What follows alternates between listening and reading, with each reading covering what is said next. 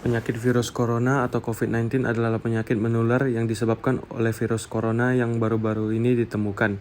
Virus yang menyebabkan COVID-19 terutama ditransmisikan melalui droplets yang dihasilkan saat orang yang berinfeksi batuk, bersin, atau mengembuskan nafas. Droplets ini terlalu berat dan tidak bisa bertahan di udara, sehingga dengan cepatnya jatuh dan menempel pada lantai atau permukaan lainnya. Bagaimana dapat mengurangi aktivitas dalam pembelajaran dari dua lingkungan ruang yang berbeda? Lingkungan sekolah merupakan ruang publik yang sifatnya komunal dan dapat mengakomodasi aktivitas seluruh komunitas di sekolah. Namun hal tersebut menyebabkan meningkatnya titik kumpul di lingkungan sekolah, terutama di bagian komunalnya. Aktivitas tersebut terdiri atas 3B, yaitu berkumpul, bermain, belajar. Hal tersebut dapat meningkatkan penyebaran COVID-19 melalui sentuhan di berbagai lokasi pada lingkungan sekolah. Penyebaran COVID-19 itu sendiri dapat dipengaruhi melalui material. Sistem pengajaran juga akan berpengaruh karena adanya pandemi ini, yang menyebabkan perubahan pada jumlah mata pelajaran dengan sistem pengajaran secara online dan offline.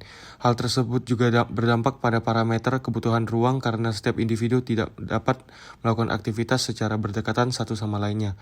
Oleh karena itu, teori proksemik juga dapat diterapkan untuk menjaga jarak antar pengguna sekolah.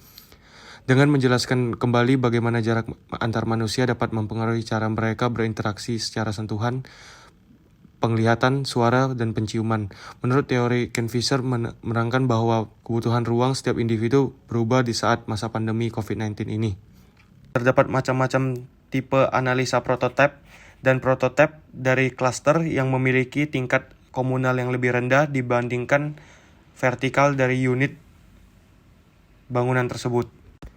Terdapat konektivitas ruang yang tidak diperlukan saat pandemi, seperti kantin, ruang publik yang berlebih, hall, tempat rekreasi, ruangan staf, maupun ruangan guru. Ruangan tersebut tidak diperlukan karena dapat memicu keramaian. Dengan kesimpulan, dalam masa pandemi COVID-19 ini, bentuk program ruang yang dibutuhkan serta konektivitas antar ruang adalah dengan cara menerapkan konsep ruang-ruang yang terpecah atau clustered, agar dapat membatasi interaksi sosial. Partisi yang berfungsi untuk memisah ruang dan memberikan jarak antar pengguna pada bangunan tersebut, juga sebagai pembatas interaksi dan dapat memberikan kesan privasi serta dapat memberikan efek sirkulasi terhadap pengguna. Elevasi yang bertujuan sebagai penghambat dalam melakukan aktivitas, dan di masa pandemi juga diperlukan sebuah ruang transisi yang dapat digunakan sebagai tempat di mana kita bisa membersihkan diri, dan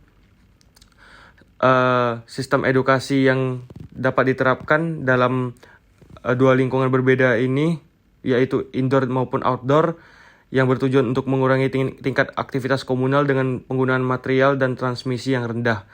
Dengan pemilihan tekstur yang dapat mengubah perasaan user terhadap permukaan yang akan dituju maupun pemilihan warna yang kontras juga dapat menuntun seseorang ke tempat yang akan dituju.